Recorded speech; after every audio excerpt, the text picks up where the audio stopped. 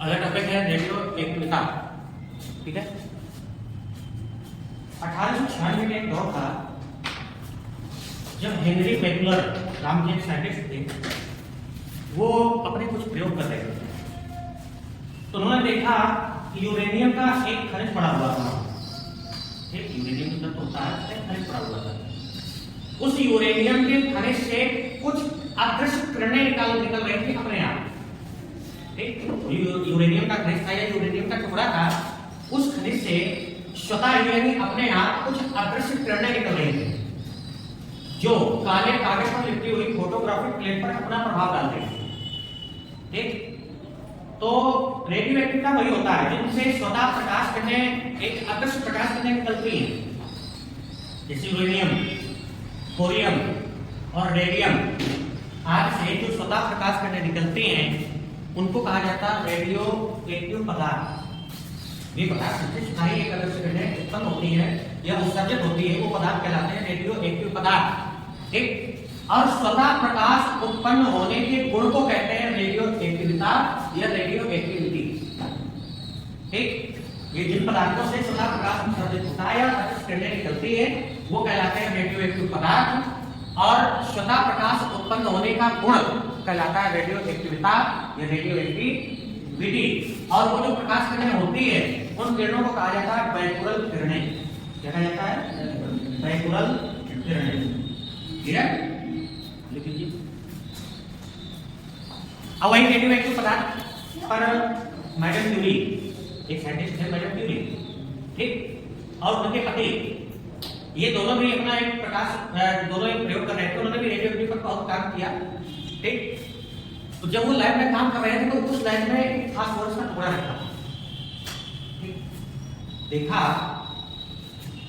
कि उस लैब में जो काम कर रहे थे तो वहां पर फोटोग्राफिक प्लेट थी, फोटो खींच रही थी, तो उसमें बार बार चमक आ रही थी।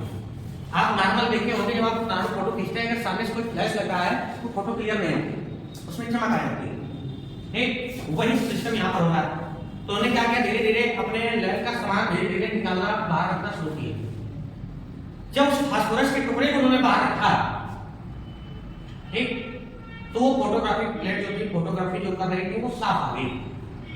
ठीक, आज चूंकि फास्फोरस वहां रखा है, अब फास्फोरस का गुण होता है कि अगर वो वायु से क्रिया करेगा तो जलेगा। ठीक, जैसे आप लोगों ने जुगनू देखे होंगे, देखे हैं? जुगनू गाँव वगैरह में होते हैं, जुगनू रात में निकलते हैं, कीड़ा होता है, रात में निकलते हैं, वो चमकता है। ठीक, जैसे उसके अंदर बिजली लगी हुई है ना, तो फास्फोरस ही होता है उसके अंदर। फास्फोरस के गुण होता है, जैसे वो वायु संपर्क में आए तो चमक उत्पन्न करेगा। ठीक, और वही उनकी लाइफ में हो रहा था। ठीक, तो उन्होंने भी कहा कि क्या है, एक प्रकार से अदृश्य किरणें ही हैं जो फास्फोरस से निकल रही है अपने आप। ठीक, उसमें कोई क्रिया नहीं करवा रहा, उससे अपने आप स्वतः ही किरणें निकल रही है। ठीक, वो अदृश्य किरणें निकल रही है, फोटोग्राफिक प्लेट पर इफेक्ट अपना प्रभाव डाल रही है। ठीक, तो इस प्रकार से कई प्रयोगों के द्वारा अब उस संयोग से अपने रेडियो एक्टिव पदार्थों की खोज की और इसके बारे में बताया। ठीक है, तो लिख लीजिए। 1896 में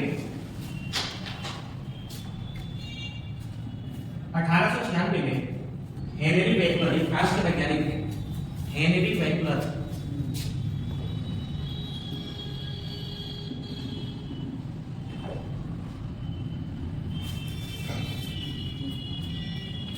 फ्रांस के वैज्ञानिक थे, हेनरी मैक्लर ने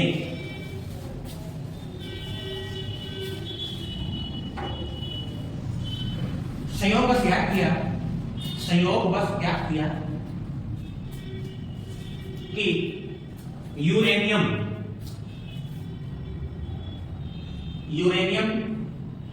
के खनिज के टुकड़े से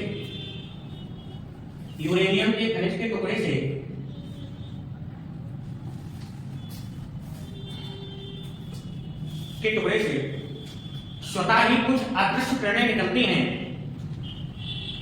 स्वतः ही कुछ अदृश्य किरणें निकलती हैं।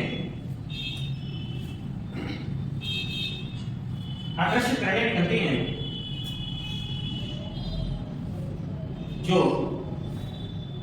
काले कागज पर लिखी हुई फोटोग्राफिक प्लेट प्रभावित करती हैं। जो काले कागज पर लिपटी हुई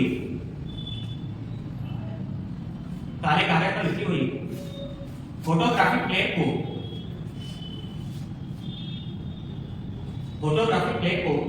प्रभावित करती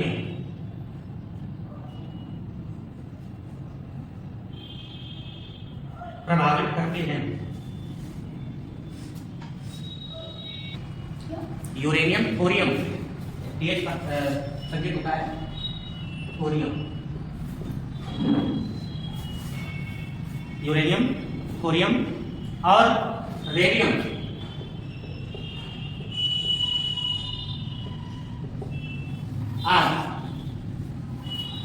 रेडियम पदार्थ स्वतः ही एक प्रकार की भेदन किरणें उत्सर्जित करते हैं।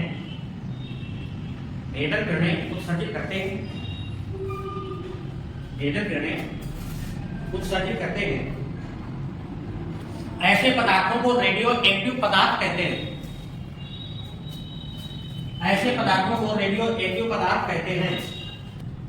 पदार्थों की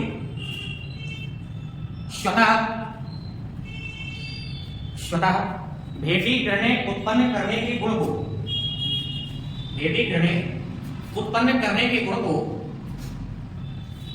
रेडियो एक्टिविटी कहते हैं या रेडियो एक्टिविटी कहते हैं। नेक्स्ट पॉइंट, इन किरणों को वैक्युलर किरणें कहा जाता है। इन्हीं के नाम के ऊपर सम्मान दे दिया गया हमको। इन किरणों को वैक्युलर किरणें कहा जाता है। हो गया?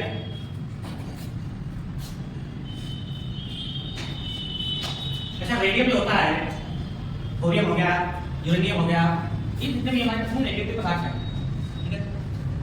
आपने देखा होगा रात्रि में जब रोड पर चलते हैं तो रोड के किनारे सिग्नल लगे होते हैं, कोई बोर्ड लगा होता है तो वो चमकता है जिससे उसमें लाइट पड़ती है, ठीक है?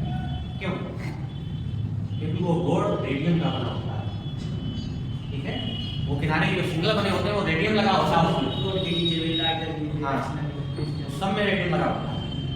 जितने भी आपको रोड में बोर्ड मिलेंगे, जितने भी कोई संकेत का सिग्नल मिलेगा, उन सब में रेडियम लगा होता है, ठीक? और रेडियम की वजह से वो चमकते हैं।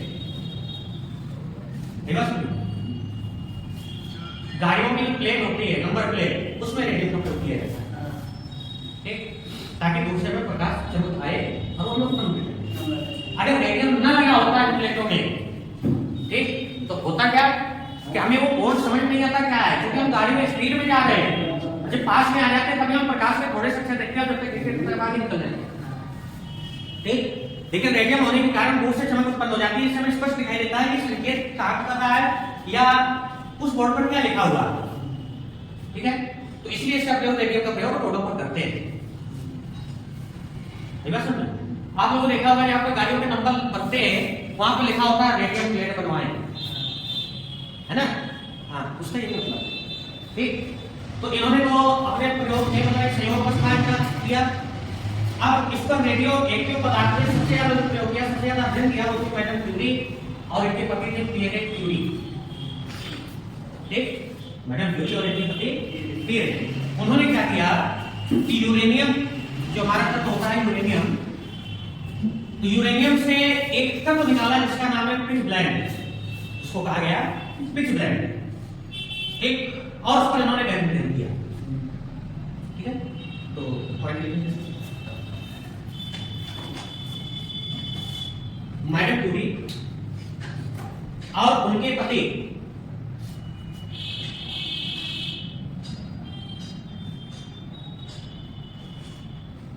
पियरे क्यूरी ने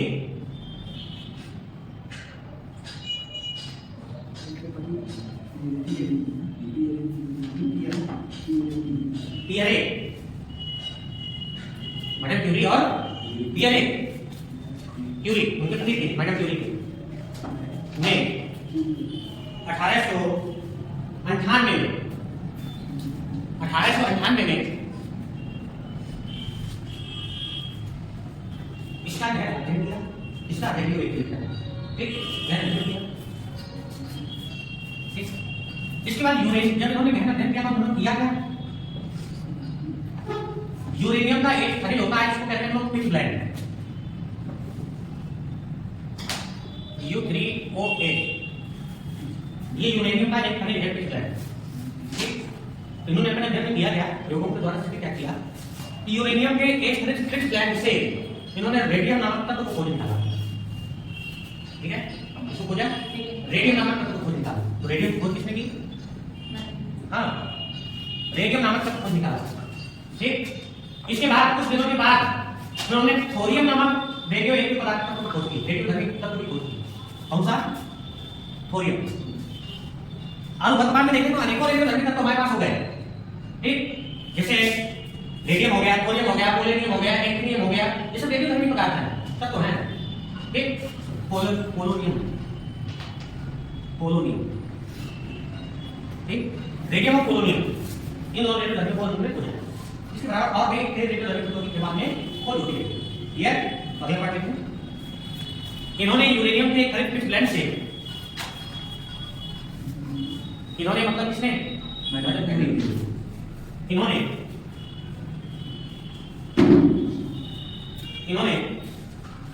यूरेनियम के खनिज पिच ब्लेंड से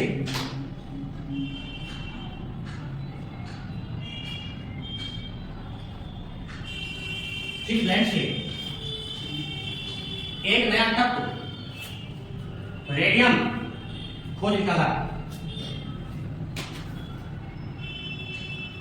एक नया तत्व रेडियम खोज निकाला,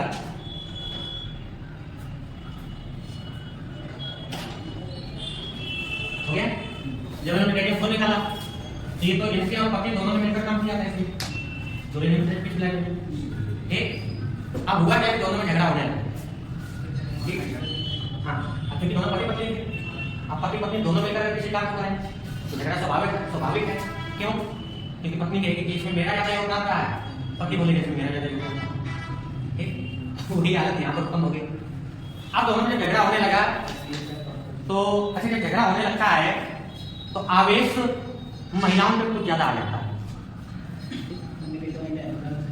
ये स्वतः स्वाभाविक है, ठीक। जिस प्रकार से इसमें आदर्श किरणें निकलती है रेडियोएक्टिव पदार्थ में, उसी प्रकार आवेश की किरणें निकलती है महिलाओं के अंदर स्वतः, ठीक। हाँ, तो सबसे मुख्य में तो मैडम क्यूरी ने कहा चलो इसमें तुमने सहयोग किया, ठीक है, मान लिया, लेकिन हम तुम्हारा सहयोग नहीं होगा, मैं अकेले पूरा काम करूंगी, ठीक। तो इसके बाद फिर मैडम क्यूरी ने स्वयं इसी पिच ब्लेंड खनिज से ही एक दूसरा रेडियोधर्मी तत्व की खोज की जिसका नाम था पोलोनियम, ठीक, जिसको केवल मैडम क्यूरी स्वयं ने खोजा,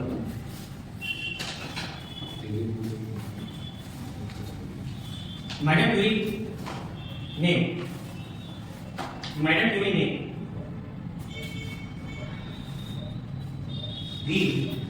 क्यूरी ने भी पिच ब्लेंड से पोलोनियम नामक एक अन्य रेडियोधर्मी तत्व खोजा। अब इसमें मात्रा, रेडियो एक्टिव पदार्थ का मात्रा क्या होता है, ठीक है, रेडियो एक्टिविटी का मात्रा क्या होता है, क्यूरी, क्या होता है, क्यूरी संकेत होता है CI, ठीक है, क्या होता है शेयर। अब एक क्यूरी का मतलब क्या होता है,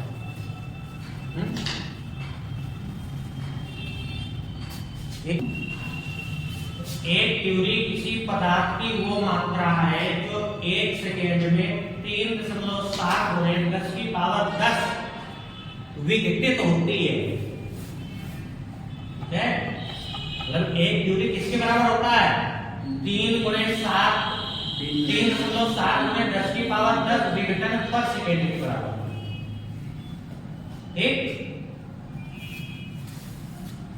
एक क्यूरी बराबर 3.7 × 10⁻⁻ विघटन पर सेकेंड। अगर हम 1 मिली क्यूरी की बात करें तो 1 mlCI बराबर कितना होता है 3.7 × 10⁻⁷ विघटन पर सेकेंड। अगर 1 माइक्रो क्यूरी की बात करें तो 3.7 × 10⁴ विघटन पर सेकेंड। यदि 1 रदरफोर्ड की बात करें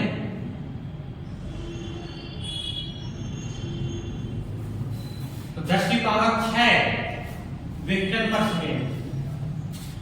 कितना हो जाएगा? हाँ, 10⁶ 10⁶ विघटन पर सेकेंड। ठीक। अगर हम 1 बैकुरल की बात करें तो 1 बैकुरल बराबर होता है 1 विघटन पर सेकेंड। 1 क्यूरी बराबर 3.7 × 10⁻10 विघटन पर सेकेंड। 1 मिली क्यूरी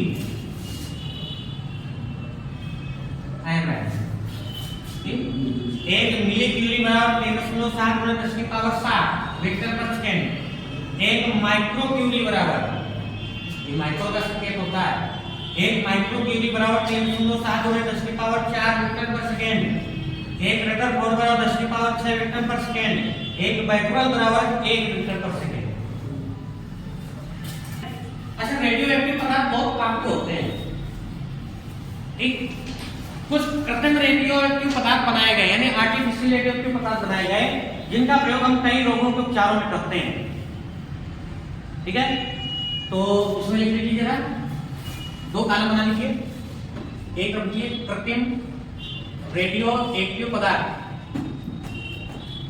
रेडियोएक्टिव पदार्थ, और दूसरी तरफ लिखिए उपयोग। कई रोगों में इसका उपयोग करते हैं, जिसे हम लोग समस्थानिकों का प्रयोग करते हैं। एक जैसे घेंगा रोग में आयोडीन के समस्थानिक का, कैंसर में कोबाल्ट के समस्थानिक का। जैसे आयोडीन हमारा एक कृत्रिम रेडियोएक्टिव पदार्थ है, आयोडीन 131, आयोडीन 131। इसका प्रयोग करते हैं थायराइड रोग, थायराइड के उपचार इसमें करते हैं, थायराइड के उपचार में। ठीक है, इसमें करते हैं थायराइड के उपचार। इसके बाद है फास्फोरस,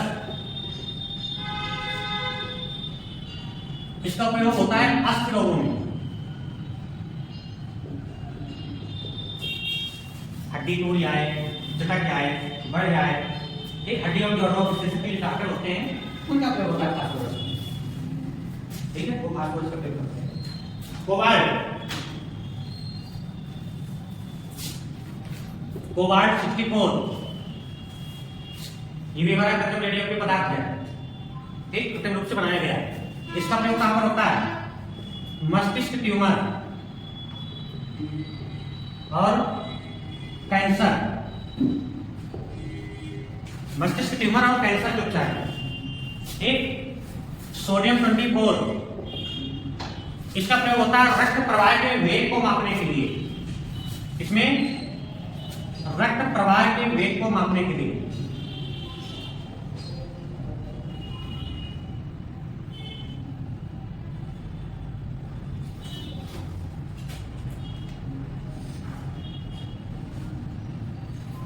तो हटे डाले कृत्रिम रेडियोधर्मिता,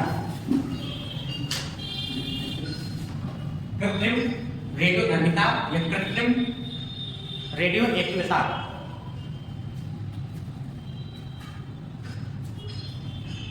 आर्टिफिशियल रेडियोएक्टिविटी क्या कहते हैं? आर्टिफिशियल रेडियोएक्टिविटी वह विधि या वह प्रक्रिया या वह प्रक्रम जिसमें कृत्रिम किरणों के द्वारा एक स्थायी तत्व के नाभिक को, एक तत्व के स्थायी नाभिक को दूसरे तत्व के अस्थायी नाभिक में परिवर्तित कर देते हैं। ठीक, जब अस्थायी नाभिक रूप में परिवर्तित करते हैं तो वह तत्व यानी जो अस्थायी नाभिक बना वो स्वतः ही विघटन का गुण उत्पन्न करने लगता है। ठीक, अब उसी कहते हैं हम लोग कृत्रिम रेडियोधर्मिता या कृत्रिम रेडियोएक्टिविता। क्लियर? जैसे थोड़ा सा ना सर्दी का मौसम चल रहा है ना, इसी का उदाहरण है।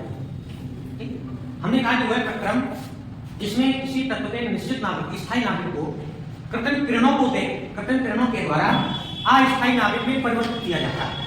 ठीक, कोई व्यक्ति शांत सरल स्वभाव का बैठा है और सर्दी के मौसम में उसके ऊपर ठंडा पानी डाल दो, ठीक, तो वो स्थायी मन अस्थायी में परिवर्तित हो जाएगा, स्वयं विकटन करने लगेगा, मतलब फूकने लगेगा ज्वालामुखी उसका, है ना, अपने हम गर्म हो जाएगा।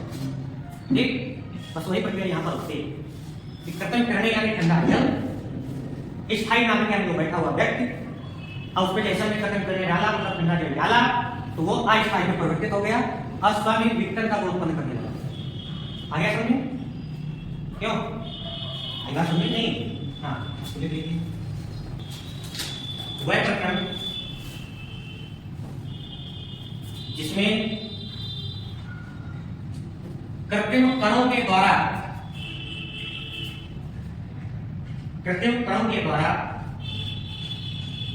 एक स्थायी तत्व का नाभिक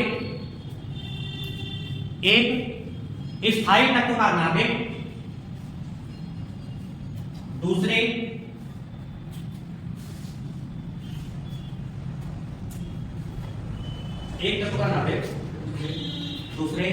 अस्थायी तत्व के नाभिक में परिवर्तित हो जाता है। अस्थायी तत्व के नाभिक में परिवर्तित हो जाता है, वह अस्थायी तत्व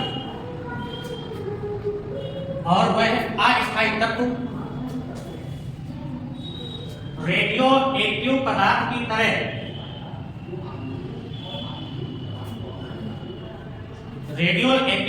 की तरह स्वतः ही विघटित होने का गुण प्रदर्शित करता है।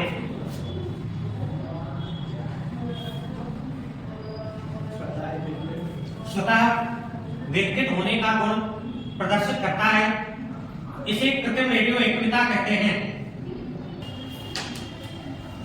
अब इसमें फास्फोरस को देखिए। फास्फोरस क्या है? ये एक रेडियो एक्टिव समस्थानिक है। ठीक, क्या है? रेडियो एक्टिव समस्थानिक फास्फोरस 15 परमाणु क्रमांक होता है 15 और परमाणु भार होता है 23।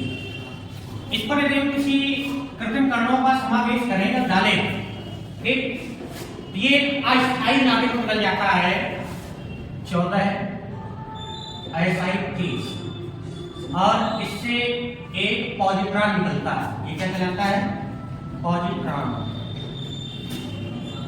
और पॉजिट्रॉन के बारे में हमने कल चर्चा की थी, पिछली क्लास में चर्चा होती। पॉजिट्रॉन क्या होता है? ठीक, तो फास्फोरस क्या है? रेडियो एक्टिव समस्थानिक होता है। अब रेडियो एक्टिव समस्थानिक है क्या? तो रेडियो एक्टिव समस्थानिक वे पदार्थ होते हैं जो स्वतः विकसित होकर के 3 प्रकार की किरणें उत्सर्जित करते हैं। एक कौन कौन? अल्फा रेज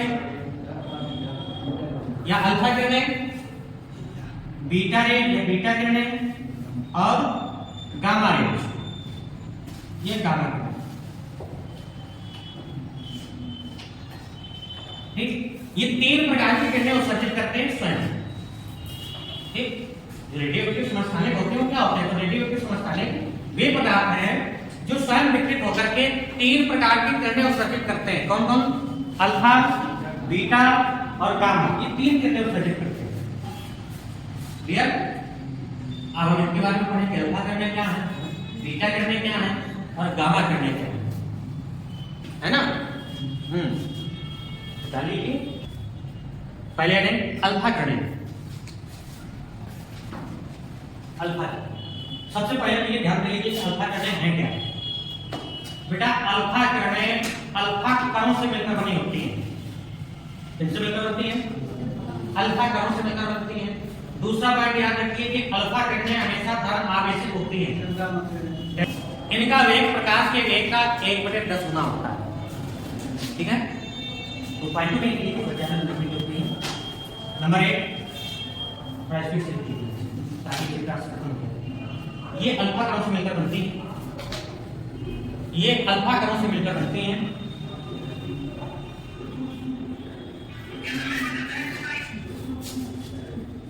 मेन प्रमुख इसका नाभिक होता है हीलियम। अल्फा कणों में जो प्रमुख नाभिक होता है वो क्या होता है? हीलियम। एक परमाणु 2 परमाणु 4, ये अल्फा कणों से मिलकर बनती होती है। नेक्स्ट पॉइंट, ये धन आवेशित होती है, ये धन आवेशित होती है। नेक्स्ट पॉइंट, का वेग प्रकाश के वेग का 1/10 गुना होता है। अगला, इनका द्रव्यमान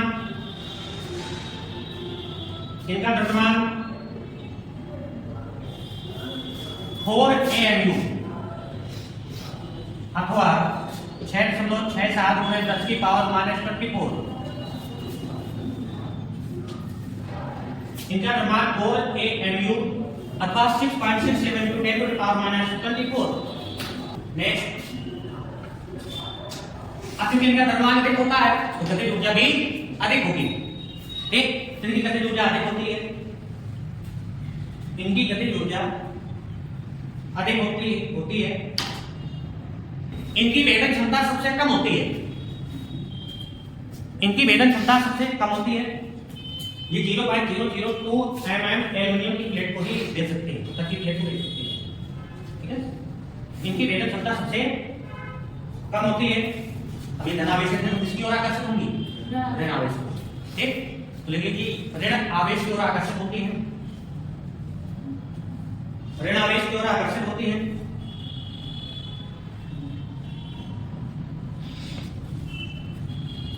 ये फोटोग्राफिक प्लेट को सबसे अधिक काला कर देती है, ये फोटोग्राफिक प्लेट को सबसे अधिक काला कर देती है।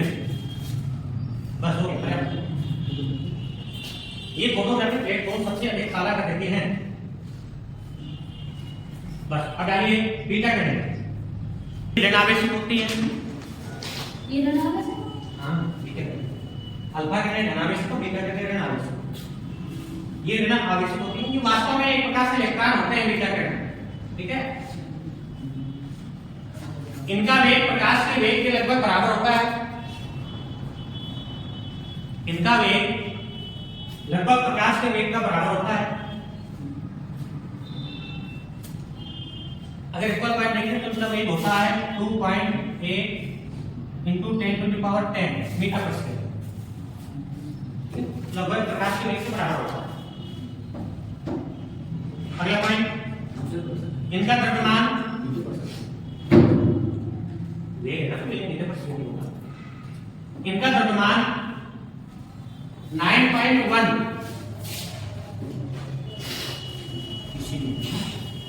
9.11 into 10 to the power -19 ग्राम अर्थात नगण्य होता है। -20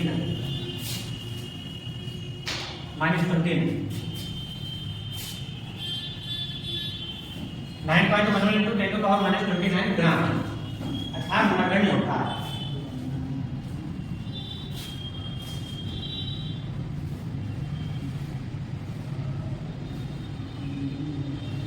हो गया, अब इनका द्रव्यमान कम होता है तो गतिज ऊर्जा भी क्या होगी? कम। इनकी गतिज ऊर्जा कम होती है, इनकी गतिज ऊर्जा कम होती है। नेक्स्ट,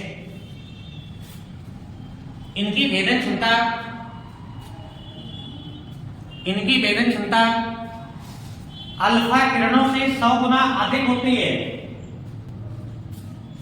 इनकी भेदन क्षमता अल्फा किरणों से 100 गुना अधिक होती है, अल्फा किरणों से 100 गुना अधिक होती है। नेक्स्ट पॉइंट क्या था? आकर्षण।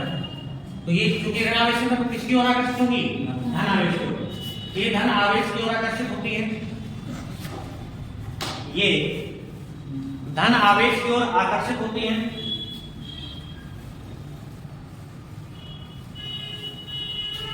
नेक्स्ट, ये अल्फा किरणों की अपेक्षा, अल्फा किरणें ज्यादा अधिक करते हैं, ये उनकी अपेक्षा थोड़ा कम करते हैं, कम प्रभाव डालते हैं, है ना? अच्छा गामा, तो गामा किरण, अच्छा दोनों आवेश तो हमारे पास दो ही थे, धन आवेश और ऋण आवेश। ठीक, आवेश ले गया अल्फा किरण, ऋण आवेश ले गई बीटा किरण, उसके पास क्या बचा? उदासी में ये विद्युत चुंबकीय तरंगें होती हैं। ये विद्युत चुंबकीय कम तरंग दैर्घ्य की प्रकाश तरंगें होती हैं। ये विद्युत चुंबकीय कम तरंग दैर्घ्य की किरणें होती हैं या प्रकाश किरणें होती हैं, प्रकाश तरंगें होती हैं। ये विद्युत चुंबकीय कम तरंग दैर्घ्य की किरणें होती हैं या तरंगें होती हैं। हो गया? इनका वेग प्रकाश के वेग के बराबर होता है, इसमें कोई अंतर नहीं। जितना प्रकाश का वेग है उतना इसका वेग। ठीक, इनका वेग प्रकाश के वेग के बराबर होता है। नेक्स्ट, इनकी गतिज ऊर्जा शून्य होती है। इनकी गतिज ऊर्जा शून्य नगण्य भी कह सकते हैं, शून्य होती है। हो गया? नेक्स्ट, इनकी भेदन क्षमता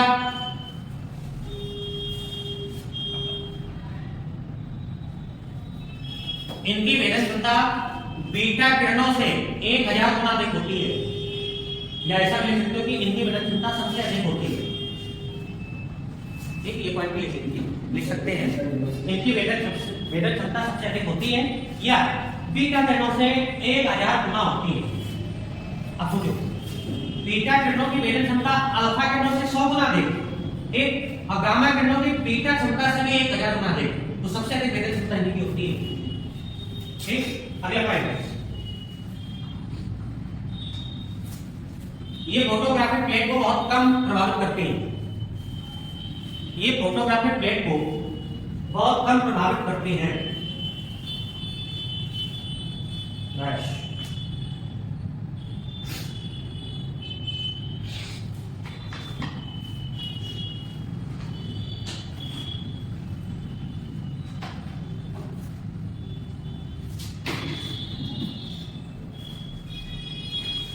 हो गया?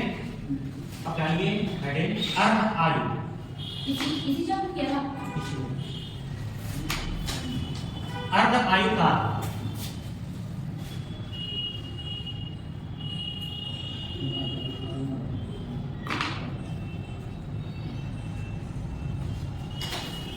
हाफ लाइफ पीरियड, अर्ध आयु काल या हाफ लाइफ पीरियड। ठीक, अर्ध आयु मतलब आधा। ठीक, कोई रेडियो पदार्थ ले, कोई, ठीक, तो कोई रेडियो एक्टिव पदार्थ किसी विशेष समय में उसमें उपस्थित टोटल परमाणुओं के आधे परमाणु जितने समय में विघटित हो जाते हैं वो समय कहलाता है अर्ध आयु। क्लियर? मतलब जैसे फास्फोरस को हम ले लें तो फास्फोरस में जितने परमाणु होंगे, ठीक, रेडियोधर्मी पदार्थ है, तो फास्फोरस के तत्व में जितने टोटल परमाणु हैं, ठीक, तो उन टोटल परमाणुओं में से आधे परमाणु जितने समय में विघटित हो जाते हैं वो समय कहलाता है अर्ध आयु का। ठीक, जैसे इसके टोटल परमाणुओं को विघटित, माने पूरे परमाणुओं को विघटित होने में 5 सेकंड का समय लगता है। ठीक, लेकिन उसके आधे परमाणु 3 सेकंड में विघटित हो जाते हैं, वो 3 सेकंड कहलाएगा अर्ध आयु। अगली बात सुनिए, जैसे आप कहीं पर जाते हैं, फोन आता है तो आप फोन में बता देते हैं कि हाँ हमने आगे दूरी तय कर ली है। ठीक, तो अगर हमारा 2 घंटे का समय है वहां पर पहुंचने का, तो 1 घंटे बाद फोन करते हैं तो मतलब यही होता है कि हाँ हमने 1 घंटे में आगे दूरी तय कर ली, तो आप 1 घंटा क्या कहलाएगा अर्ध आयु का। ठीक, क्योंकि टोटल में से हमने आधा उसको तय कर लिया उतने समय। क्लियर? लिख लीजिए, किसी रेडियोधर्मी पदार्थ में, किसी रेडियोधर्मी पदार्थ में किसी विशेष समय पर, किसी विशेष समय पर, किसी विशेष समय पर उपस्थित परमाणुओं के आधे परमाणु, उपस्थित परमाणुओं के आधे परमाणु जितने समय में विघटित हो जाते हैं, जितने समय में विघटित हो जाते हैं उस समय अवधि को या उस समय अवधि को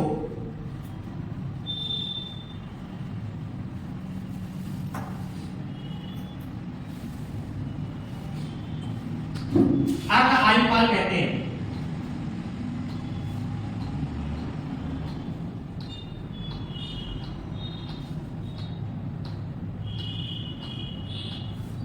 ठीक, जैसे हम रेडियम का देखें,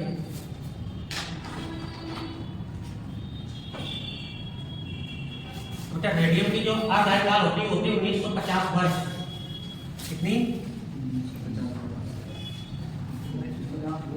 हाँ, 1950 वर्ष।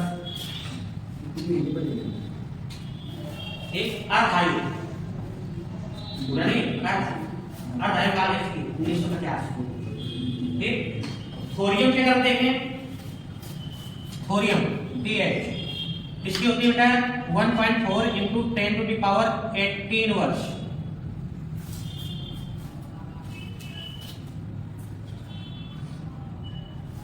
पोलोनियम की तरफ देखें तो पोलोनियम की होती है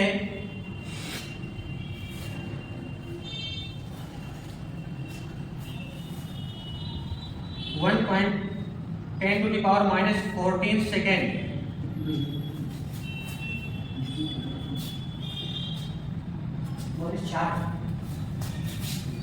केवल minus 4, 1 into 10 to the power minus 4 second. थोरियम की हम देखें, वो सॉरी यूरेनियम की, यूरेनियम 238 कितनी होती है? 4.46 बिलियन वर्ष।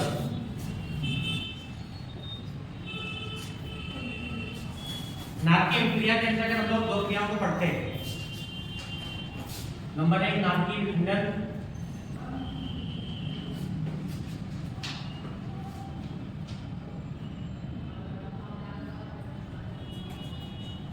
इसको कहते हैं न्यूक्लियर फिजन।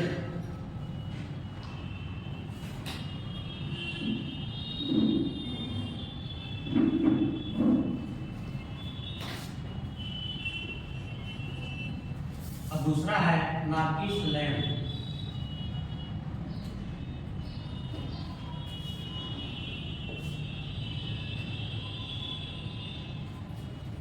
इसको कहते हैं न्यूक्लियर फ्यूजन।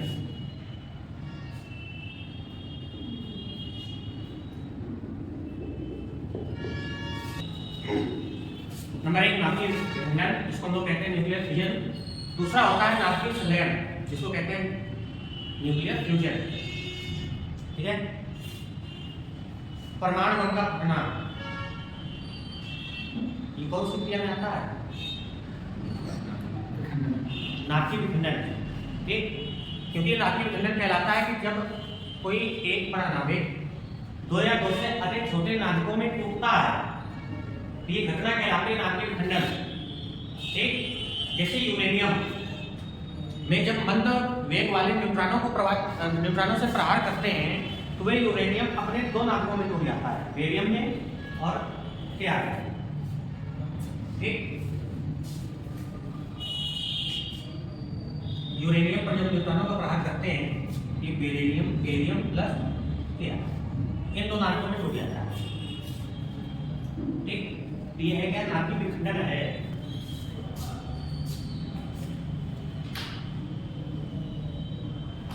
तो 235।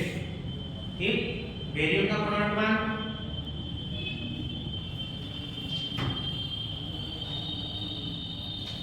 56,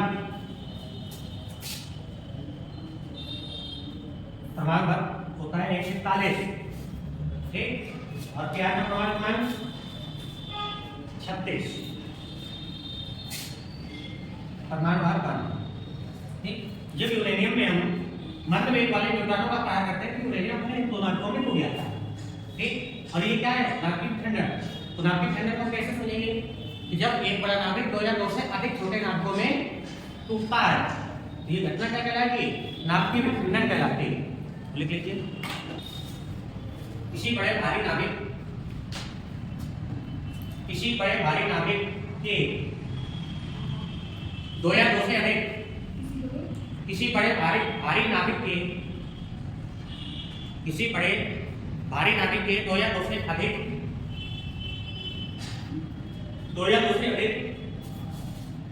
नाभिकों में टूटने की क्रिया को नाभिकीय विखंडन कहते हैं। नाभिकीय विखंडन कहते हैं। ये आपका एग्जांपल हो गया।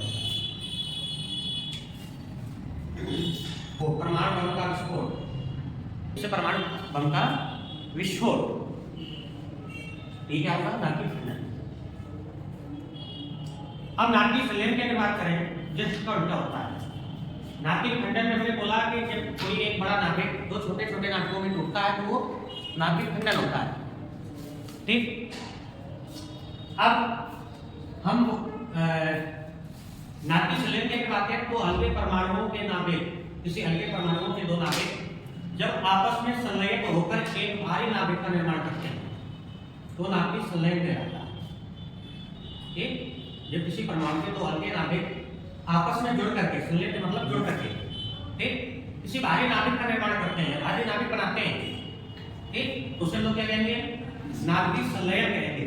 संलयन का मतलब ये जुड़ना आपस में, संलयित होना, ये संलग्न होना। ठीक। इसमें लिख लीजिए। दो हल्के परमाणुओं के नाभिक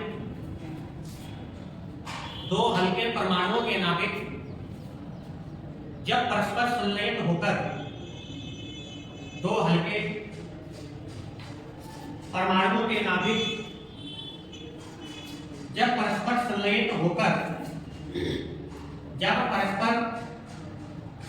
होकर भारी नाभिक का निर्माण करते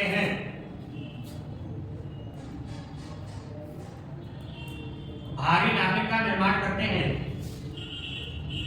तो उसमें अत्यधिक ऊर्जा उत्पन्न होती है। एक नाभिकीय संलयन का एग्जांपल क्या है? सूर्य और तारों से प्राप्त ऊर्जा नाभिकीय संलयन के कारण ही होती है उसमें। ठीक है, तो लीजिए। उसमें परस्पर भाग लेता है जो मेन तत्व है वो हाइड्रोजन, जो प्रमुख परमाणु है इसका नाभिकीय संलयन तो क्या है? हाइड्रोजन। बस आपका चैप्टर यहाँ से समाप्त होता है।